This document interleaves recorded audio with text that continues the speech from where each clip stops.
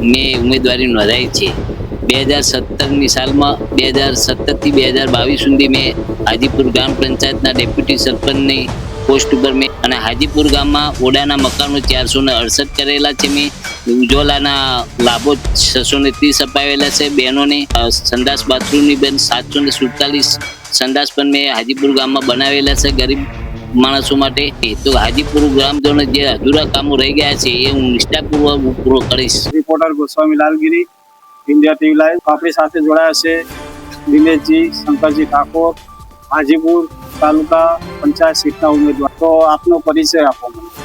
ઠાકોર દિનેશજી શંકરજી, હાજીપુર સીટના ઉમેદવાર, ભારતીય જનતા પાર્ટીના પક્ષમાં ઉમેદવારી કરી છે મેં.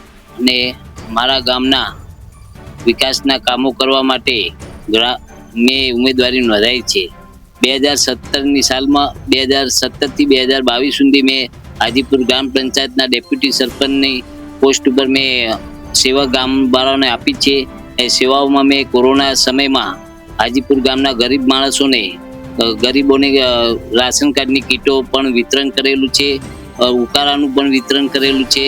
ફોગિંગનું પણ ગામે ઘરે ઘરે જઈને ફોગિંગ પણ કરાયેલું છે. અને હાજીપુર ગામમાં ઓડાના મકાનો 468 કરેલા છે. મેં ઉજ્જવલાના લાભો 630 અપાવેલા છે બહેનોને, જેથી કરીને બહેનો ટાઈમસર રાંધી શકે એ માટે મેં એ પણ સેવા પૂરી પાડી છે. સંડાસ બાથરૂમની બેન 747 સંડાસ પણ મેં હાજીપુર ગામમાં બનાવેલા છે ગરીબ માણસો માટે. અને હવે હું હાજીપુરમાં તાલુકા સીટના ઉમેદવાર તરીકે નોંધણી જે કરાઈ છે, ઉમેદવારી કરી છે, એમાં હું હાજીપુરથી મને જો ગ્રામજનો ચૂંટીને હાજીપુરના કમરના નિશાન ઉપર મને ચૂંટીને લાવશે અને કલોલ તાલુકા સીટમાં જઈશ ચૂંટીને, તો હાજીપુર ગ્રામજનો જે અધૂરા કામો રહી ગયા છે એ હું નિષ્ઠાપૂર્વક પૂરો કરીશ. તો તમે ચૂંટણી જીત્યા પછી મહિનામાં કેટલી વાર લોકોની કોઈ પણ સમસ્યા હોય તો એ સાંભળવા માટે તૈયાર રહેશે?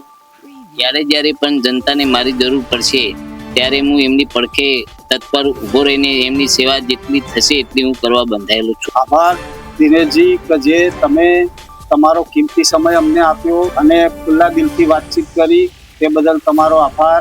India TV live reporter Goswami Lalgiri, Kalol.